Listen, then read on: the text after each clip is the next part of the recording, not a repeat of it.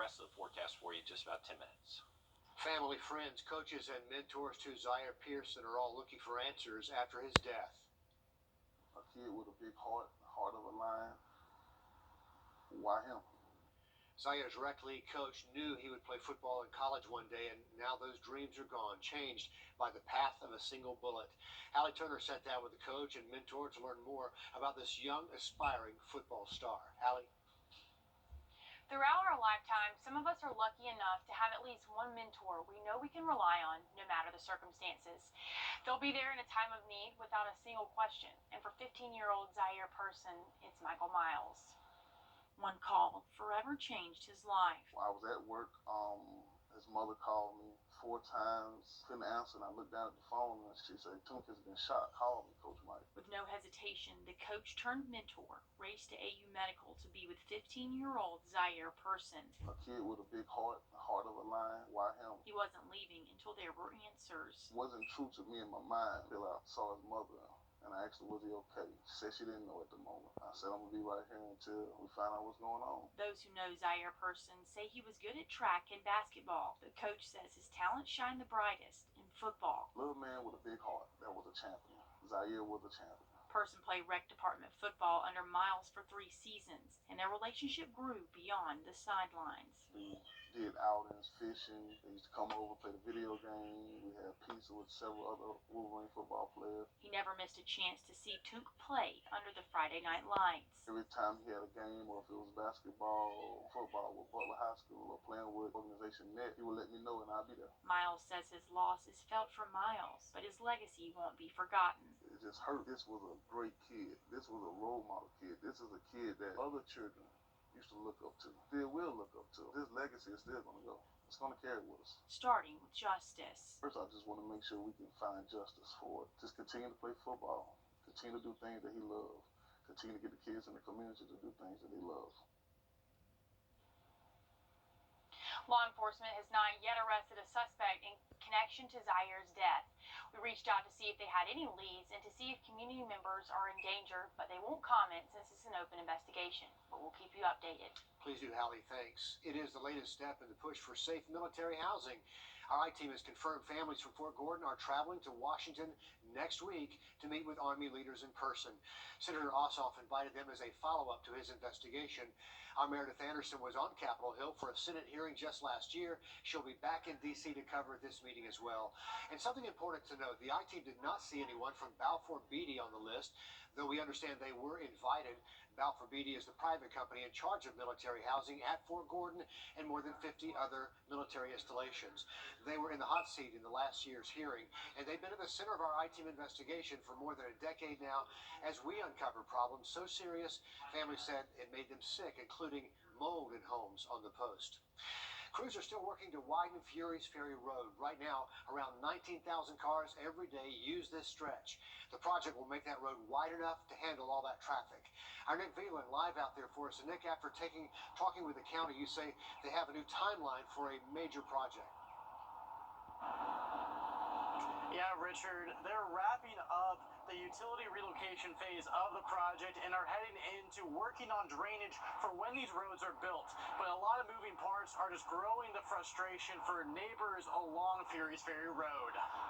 We were the first people in this neighborhood in July 1986, and the streets weren't even paved yet. Danny Collier then laid down roots for him and his family, and they grew with the county. Of course, over the years, with all the building, this neighborhood has expanded big, and it's a steady stream of traffic 24 hours a day.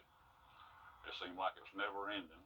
And even after building a family in one house, he considered moving away when he heard about the construction coming. Ever contemplated just, packing up and going? Oh yeah, many times.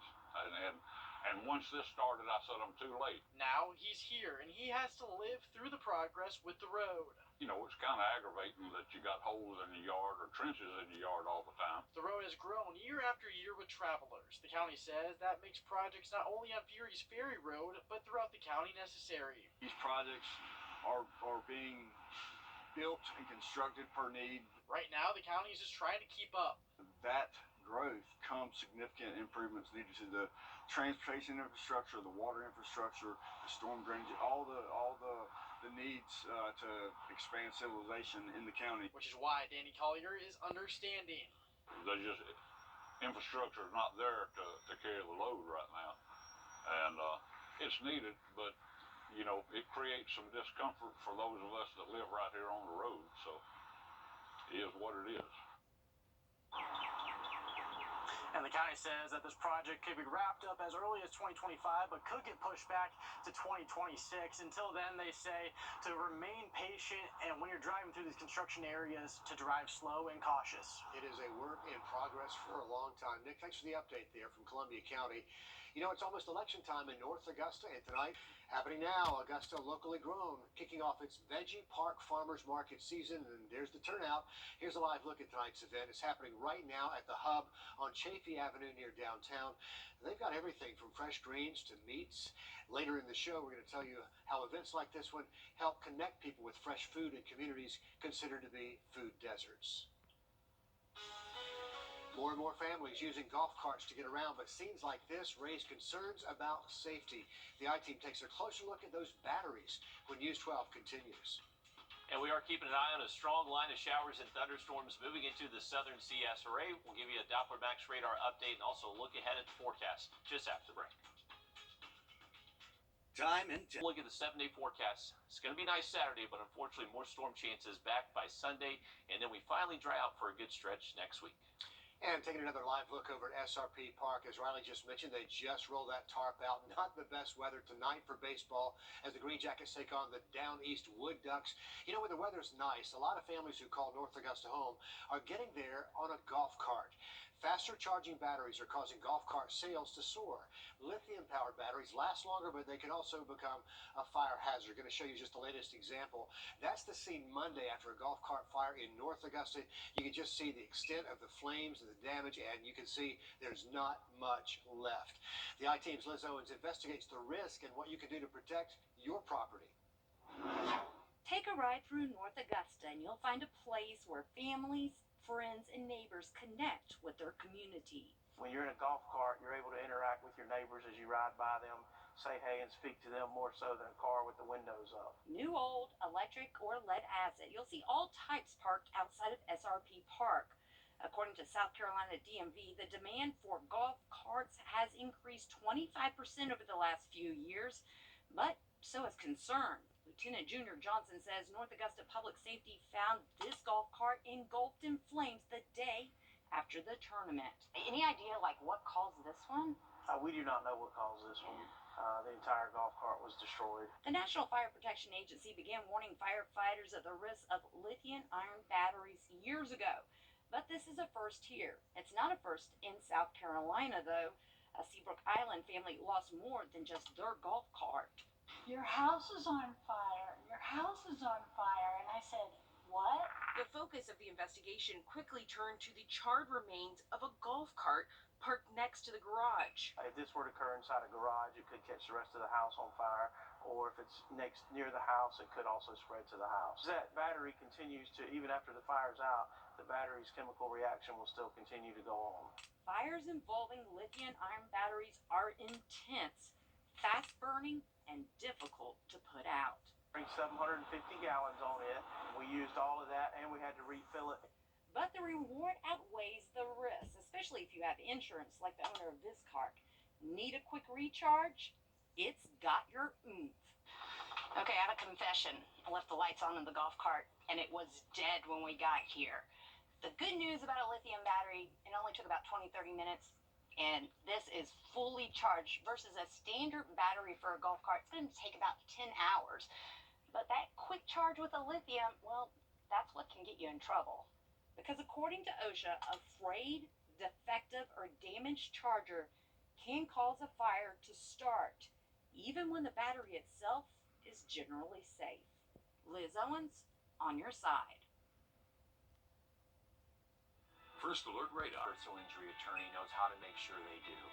I have nearly 30 years experience, and I'm ready to help get you everything you're entitled to. Access to fresh food is essential for any neighborhood, and with the Hub planted roots downtown, They plan to fill gaps in healthcare, education, mental health services, and even fresh foods. Now, neighbors downtown don't have to drive 10 or 15 minutes to find fresh groceries. Augusta Locally Grown is having their first Veggie Park Farmers Market at the Hub right now, and our Taylor Martin is there live for us. Taylor, they've added more to that event this year, right? Well, new additions this year include live music, food trucks, and classes to get the local community involved in getting healthier foods in their diet and for a price that you can't beat. Pay your money, get your tokens, and now you're even closer to great food at a great price.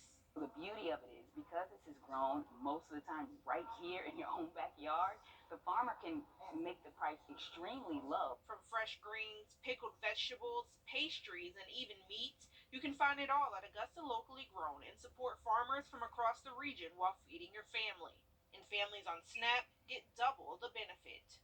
You swipe your card for $20, we're actually going to give you $40 worth of tokens to shop. So it's more bang for your buck. For people like Diane Williams who don't drive and come with family members, farmers markets like this one, closer to home, are helpful. I enjoy coming here, walking around today, me and my friend girl Mary. It's just terrific. I've been walking here for an hour now. Looking around, I see so much stuff in here. And it's not just a place where people can shop, it's a learning experience for both families and farmers. When you come in here, you're getting fresh produce. You can speak to the farmer who grew it. You can ask questions. You can ask anything pertaining to how they grew it, what they use, if they can grow something for you to cater what you need. I mean, it's personal, and you can't get any better than that. And they'll be here every Thursday from 4 to 7 p.m. if you're looking for some fresh food that is locally grown and to support some local farmers. Perfect indoor market on a rainy afternoon. Taylor, thanks for the update there from the Hub. You can't get any fresher than picking the food yourself, and it's time to hit the strawberry fields again. Picking season ramps up in April as farmers wait for all the berries to ripen. Will Vogt takes us to Double Branches Farm in Lincolnton. For Emily Gladden and her kids, spring means strawberries. She looks forward to picking strawberries all the time. She gets excited, starts jumping up and down. Are you eating strawberries? Brian Tankersley says a lot of families come to his farm around this time of year. They love the strawberries, but they love being on the farm. They love being a part of agriculture and seeing where their products come from. He plants strawberries back in October. Early April is when they're supposed to come in, but you can see many of his strawberries are still green. We've had some cool weather and some cloudy, rainy weather has kind of delayed things and all across the CSRA. Recent weather may have slowed things down, but Tankersley is confident all his strawberries will be okay. They're going to catch up here in a couple of weeks and going to really come in. Some already have, and families are coming out to pick their own. Gladden drove about 30 minutes for this, and she's glad she did. Totally worth the drive. In Lincolnton, Will Vogt, on your side. Double Branches Farm is open limited days and hours right now while they wait for all those strawberries to ripen. They expect things will peak in about 2 weeks, so be sure to check back with them. Riley, doesn't get much better, does it? Nothing better than a fresh picked strawberry, and I'm sure the strawberry patch is enjoying the rainfall today, and it does look much drier next week if you want to head out there. We do have good news to report. We had Johnson and Emmanuel County eliminated from that tornado watch, but still keeping a close eye on Washington County. Update again just after the break. News 12, voted best weather coverage by the Georgia Association of Broadcasters. It sounded like a loud... Wherever I go, I'm always keeping an eye on the power lines. In my home of Puerto Rico, Hurricane Maria showed us what can happen with a weak and outdated power grid. So I became an electrical engineer, and now I work for Georgia Power. We're investing in the latest secure technologies, and we're building the future of energy today. Our customers are counting on us for a modern and dependable power grid, and I'll be keeping an eye out to make sure they get it. Create your closure. So Some breaking news to pass along out of Augusta, where a Richmond County teacher's aide accused of licking a child's feet at Urban Air has been indicted. 25-year-old Courtney Rollins indicted on suspicion of tickling and licking a 7-year-old's feet January the 14th over the Urban Air Adventure Park. Rollins was charged with non-aggravated child molestation. At the time of the crime, he worked at Glen Hills Elementary School. His personnel file says he was notified in January that he'd been placed on administrative leave without pay while they investigate. Then in February, he resigned according to that same personnel file. Riley? Well, looking ahead to the weekend forecast.